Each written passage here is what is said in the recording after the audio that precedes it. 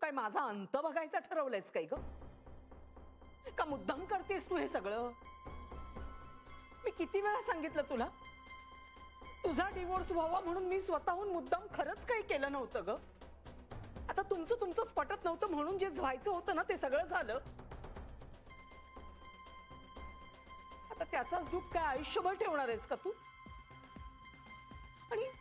आणि सूड घेतल्यासारखं का ग करतेस तू माझा? एवढं वैर बरं नव्हे जानू. अगं आई आहे मी तुझी, सख्खी नसले सावत्र असते ना तरी मी लहानाचं मोठं केलंय तुला. आज तुझा हा जो काही उदो उदो होतोय ना सगळीकडे तो मी केलेल्या संस्कारांमुळे. सख्ख्या मुलीपेक्षाही जास्त केलंय मी तुझं. मी होते ना म्हणून निभावलं तुझं. माझ्या जागी दुसरी कोणी असती ना तर सावत्रपणाचा इंगा दाखवला असता. तेच दाखवायला हवं होतं तुला, म्हणजे तुला कळलं असतं ना. मी आपली चांगली वागते म्हणून माझा जीव नका ग घेऊ तुम्ही सगळे. काय अर्थ आहे का ग तुमच्या या वागण्याला? आई तू प्लीज जरा शांत हो. कशी शांत हो ग? सांग ना कशी शांत हो? इथे माझ्या मुलाच्या आयुष्याचं वाटोळं झालंय.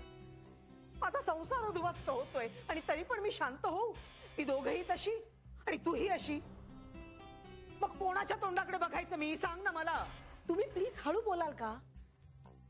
माझी आई आजारी आहे, आता कांता बरोबर दवाखान्यात गेली, कधीही येईल ती. प्लीज हळू बोला. सॉरी म्हणजे तुमच्या आई साहेबांना त्रास व्हावा असा काही माझा हेतू नव्हता बेबी आत्या. पण तुम्हीच सांगा मला, या मुलीला इथे बघून राग नाही का येणार मला?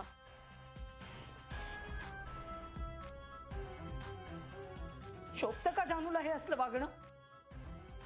ज्या मुलीला मी दारातही उभी केली नाही तिलाही घरात ठेवून घेते. मग माझ्या बोलण्याला काही अर्थ उरतो का? सांगा ना. हे बघा, हा तुमच्या घराचा मॅटर आहे, यात आम्ही काय बोलणार? मग माझ्या घरचा मॅटर तुमच्या इथे काय करतोय ते तरी सांगा ना. आई तू जर भांडण करणार असशील तर मग मला काहीच बोलायचं नाही. हा अगं बाई मी काही भांडत नाहीये. मी फक्त विचारते त्यांना.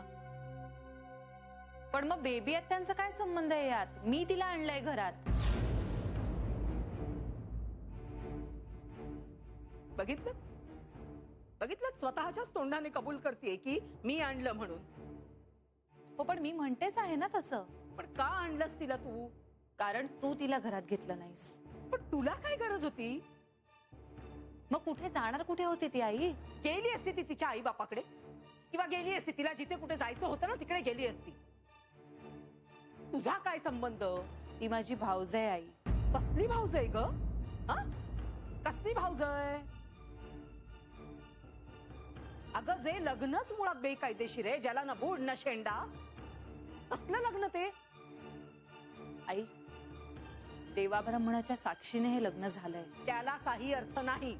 पिंट्याच्या आणि बाबांच्या मर्जीने झालंय हे सगळं. आणि आई जन्म दिलेली आई होती का लग्नाला? त्याला कारणीभूत तूच आहेस ना.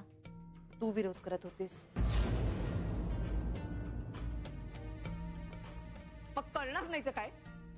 कुठलीही उकिरड्यावरची घाण मी माझ्या घरात सून म्हणून घेऊन यायची?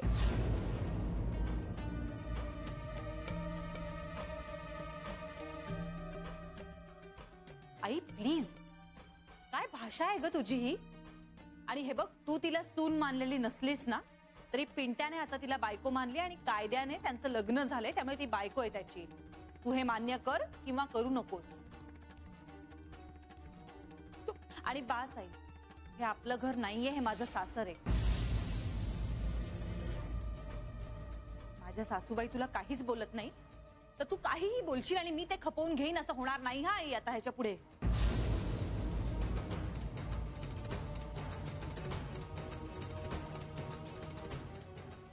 अगं बाई मी काय बोलले आता? काय हो आई? नाही तुम्हीच मला सांगा, मी काही वावगं बोलले का? हा आता माझा जरा आवाजच मोठा आहे आणि माझी बोलण्याची पद्धतच अशी आहे, त्याला मी काय करणार? पण मी काही शिवीगाळ केली का तोंड सोडून बोलले मी? आता कुठल्याही आईला आपल्या मुलाचं कल्याणच व्हावं असंच वाटणार ना हो?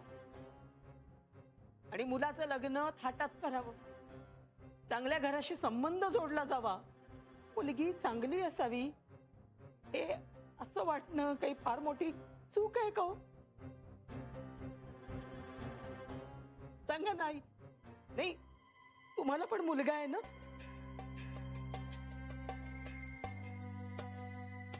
तुम्ही काही तुमच्या मुलाचं वाईट व्हावं म्हणून जानूशी लग्न होऊ नये असं वाटत होतं का तुम्हाला? जानू तुम्हाला तुमच्या योग्यतेची वाटत नव्हती. तुमच्या मुलाला ती सुखी करू शकेल का याच्याबद्दल तुमच्या मनात शंका होत्या, म्हणून विरोध केलात ना तुम्ही. काय आई आजींनी काय?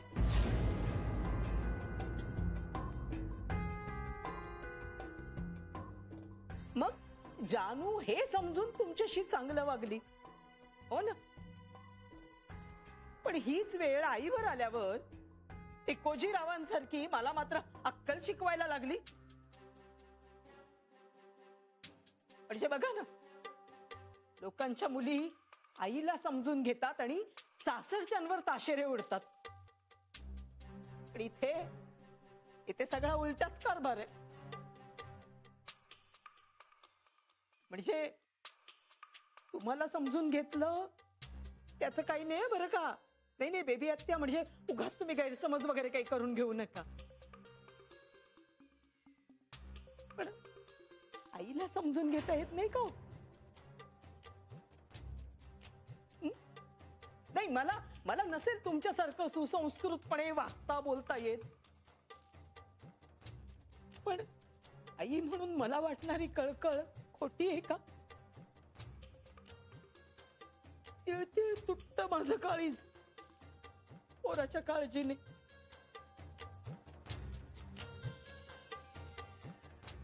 डोळ्याला डोळा लागत नाही का घशाखाली अन्न उतरत नाही. आणि माझ्या पिंट्याला ना जानू सारखं डोकं नाहीये. तिला बरोबर कळतं कुणाला समजून घ्यायचं, कुणाला धरून राहायचं, कुणाला झाडायचं. म्हणून बघा कशा चांगल्या घरात पडली. आम्ही खुश होत, आम्ही खरंच खुश होत. आम्हाला जानूची काळजी नाहीये.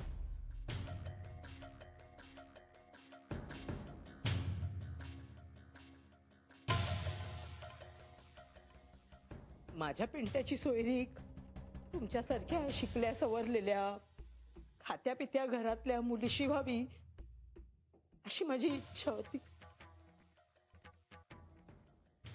माझं काही चुकलं का? काही चुकलं असेल ना तर तुम्ही सांगा मला. जोड्याने मारा मला, एक चकार शब्दही काढणार नाही मी. मी म्हणाले ना तुम्हाला, हा तुमच्या घरचा मामला आहे, आम्ही त्याच्यात पडणार नाही.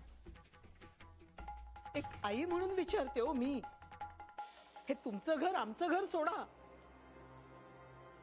चुकलं का माझं ते सांगा मला. आई तू ह्यांना सगळ्यांना मध्ये का घेतेस? यांचा कुणाचाच काहीच संबंध नाहीये. नाही कसं? यांनी पण एका मुलाला जन्म दिलाय, वाढवलाय, त्याचं लग्न लावून दिलंय. माझं दुःख त्यांच्या इतकं कुणाला कळणार आहे? बोला नाही, तुम्ही गप्प का? नाही नाही, म्हणजे तसं चुकलं नाहीये तुमचं. पण अहो, ही हल्लीची मुलं आहेत ना, आपल्यासारखं नाहीये त्यांचं. आपण कसं आई वडिलांनी ठरवलं ते सगळं केलं. या मुलांच्या आवडीनिवडी असतात ना. आपण किती लुडबुड करायची सांगा. आता अपेक्षा ठेवणं म्हणजे काय लुडबुड करणं झालं का? नाही, तसं नाही म्हणायचे वहिनींना. आता लग्न झालंय तर मग स्वीकारावं लागणारच ना तुम्हाला आज ना उद्या. स्वीकारून करू काय मी? अहो, या गाठी ब्रह्मदेवाने बांधलेल्या असतात. आपलं काही चालत नाही त्यापुढे. माझ्या पिंट्याची त्या अवदसेशी गाठ ब्रह्मदेवाने नाही त्याच्या वडिलांनी बांधलेली आहे. म्हणून राग येतो मला. ओ आई आहे मी त्याची. 9 महिने पोटात वाढवलंय त्याला. मला एका शब्दाने बोलला नाही तो. राग नाही का येणार? ओ मी काय नाही म्हणाले असते का लग्नाला? चिडले असते, ओरडले असते, पण शेवटी आई म्हणतात तसं मुलाचं सुख बघून गप्पच बसले असते ना.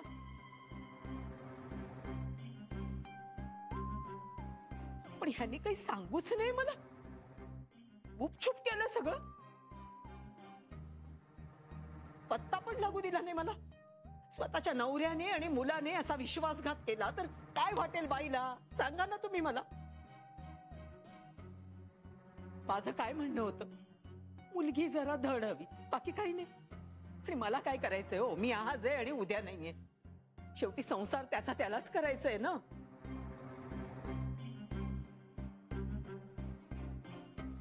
बरं त्याच्या वडिलांनी पण काय असं काही डबोला कमवून ठेवलेलं नाहीये. म्हणजे जे काही करायचंय ते माझ्या मुलालाच करायचंय ना. वाटतं ना एका आईला असं. पण ह्यांनी ना जराही माझ्या मनाचा विचार केला नाही. फसवलं.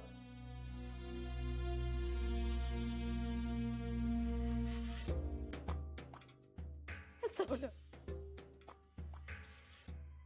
मला फसवलं सगळ्यांनी. मी गाफील राहिले.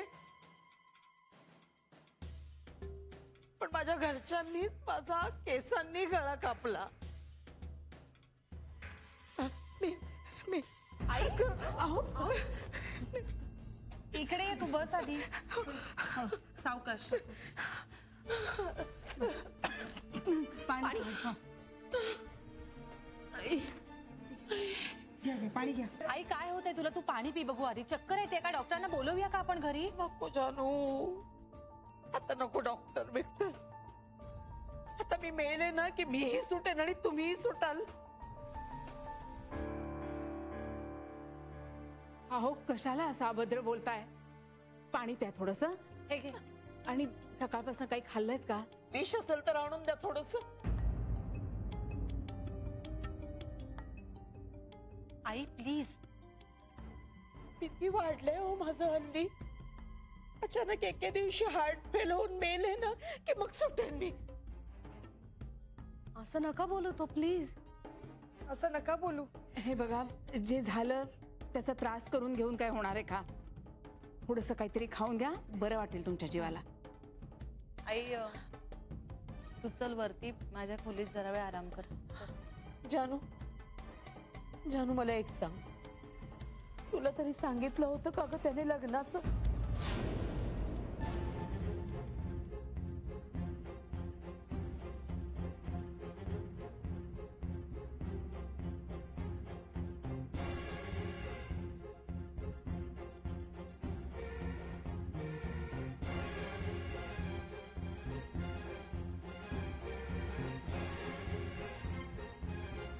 काय?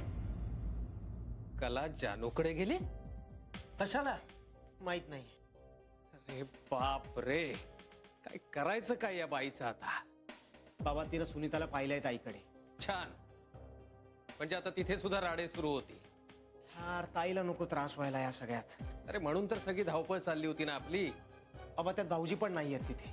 आणि या बाईच्या जिभेला हाड नाहीये. आधी चौथ आली आपल्यामुळे. बस ताईला या सगळ्याचा त्रास नको व्हायला बाबा. अरे बाप रे. थांब थांब, मी फोन करतो तिला. आप करून ठेवलेला आहे सगळा.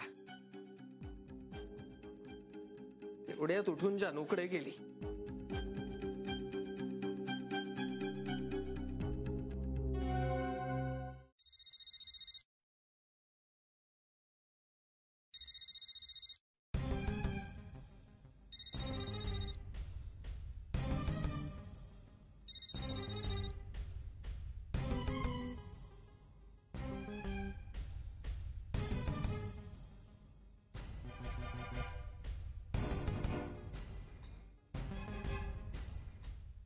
खरं खरं सांग ग जानू.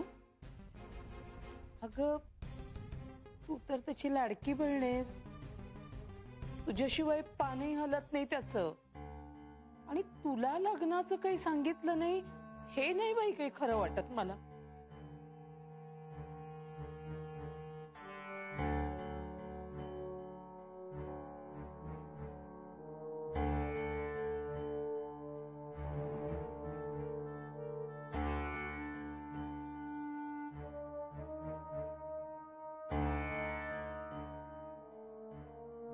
मुलगा मुलगी मुलीचे आई बाबा आहेत, मुलाचे बाबा आहेत, मुलाची बहीण म्हणजे माझी बायको, मी आणि माझा एक मित्र आणि त्याची बायको, असे आम्ही आत्ता 9 जण आहोत. कदाचित एखाद दुसरा माणूस पुढे मागे.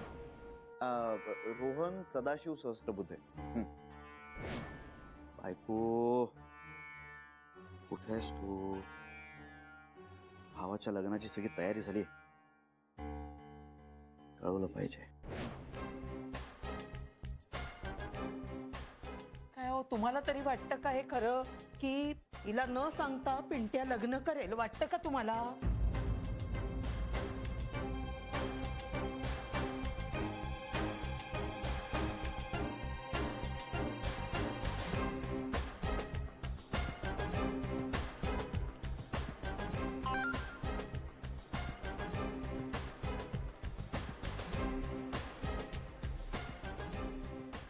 पिंट्याचा मेसेज.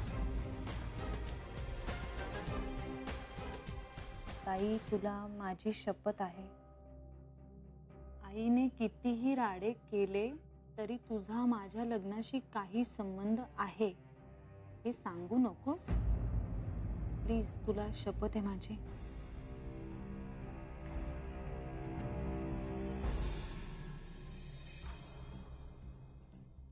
सुनीताने सांगितलेलं दिसतंय याला.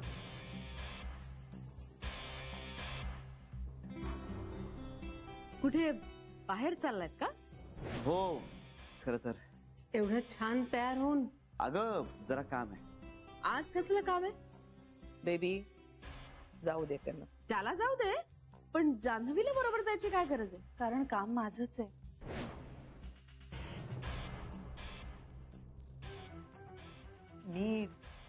मी आता काही जगत नाही बघा. ओ एवढा त्रास कोण सहन करणार? शेवटी माणूस आहे ना मी.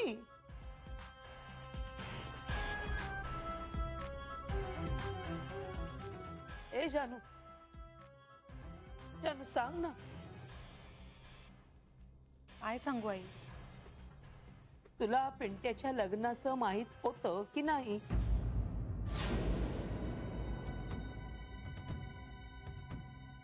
तू या सगळ्यापासून लांब राहा, म्हणजे तुझं नाव यात इन्व्हॉल्व्ह होता कामा नये. आईला चुकूनही असं वाटायला नको की तुझा मला सपोर्ट होतो. कळतंय का तुला? हे बघ, आणि जरी आईला कळलं ना तरी तू ह्याच्यात इन्व्हॉल्व्ह आहेस हे आपण दाखवायचंच नाही ना. म्हणजे तुला पिंट्याला सपोर्ट सुद्धा करता येईल आणि तुझ्यावर कुठला ब्लेम सुद्धा येणार नाही. तू शपथेवर सांगितलं होतंस की तुला लग्नाला बोलावलं नाही म्हणून. मी कुणाचीही शपथ घेतली नव्हती आई. हो, पण सांगितलं होतंस का नाही?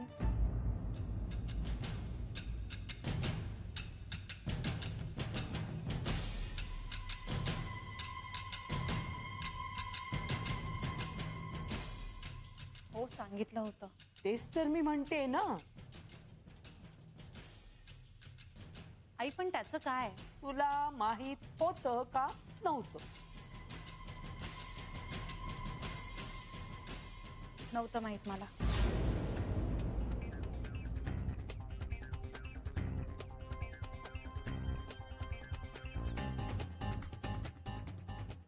तुला माहित होतं का नव्हतं? नव्हतं माहित मला. खरंच? म्हणजे काय? घे तुझ्या बाळाची शपथ. नाही ना, ती बाळाची शपथ घेणार नाही. आणि त्याला कशाला उगाच मध्ये आणायचंय? हो ना, आणि या सगळ्यात बाळाचा काय संबंध? आणि जान्हवी एवढी सांगते तर विश्वास ठेवा ना तिच्यावर. शपथ घ्यायची काय गरज आहे? हो ना, काय गरज आहे शपथेची? आणि बाळाची शपथ तर ती अजिबात घेणार नाही. आमच्या घरात हे चालणार नाही. मी आधीच सांगून ठेवते तुम्हाला. आई मला खरंच काही माहिती नव्हतं.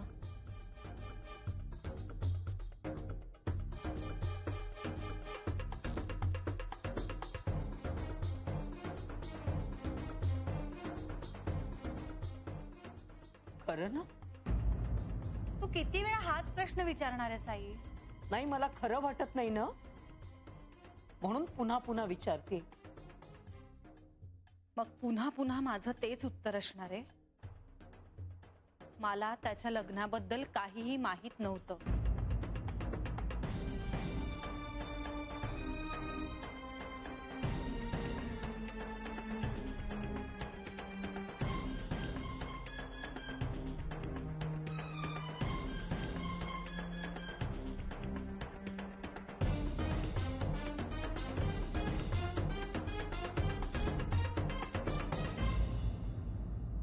फोन उचलत नाही. मुद्दाम करते ती बाबा. ते झालंच. आता काय करायचं? काय करणार? आपल्याला जावं लागणार. शिवाय काही ती हलायची नाही तिथून. ताईचं डोकं खात बसेल. नाही बाबा, तुम्ही नका येऊ, मी जाऊन तिला घेऊन येतो. तुला नाही ऐकायची रे ती. बाबा ऐकेल. अरे पण बाबा तुम्ही नका ना येऊ. तुम्हाला तिथे बघितल्यानंतर अजून मोठे राडे सुरू करेल ती. हे बघा, मी हवं तर गोड बोलून तिला घेऊन येतो. अरे पण तुला ऑफिसला जायला. मी सांगतो ऑफिसमध्ये की मला उशीर होणार आहे. मी निघतो बाबा, बाय.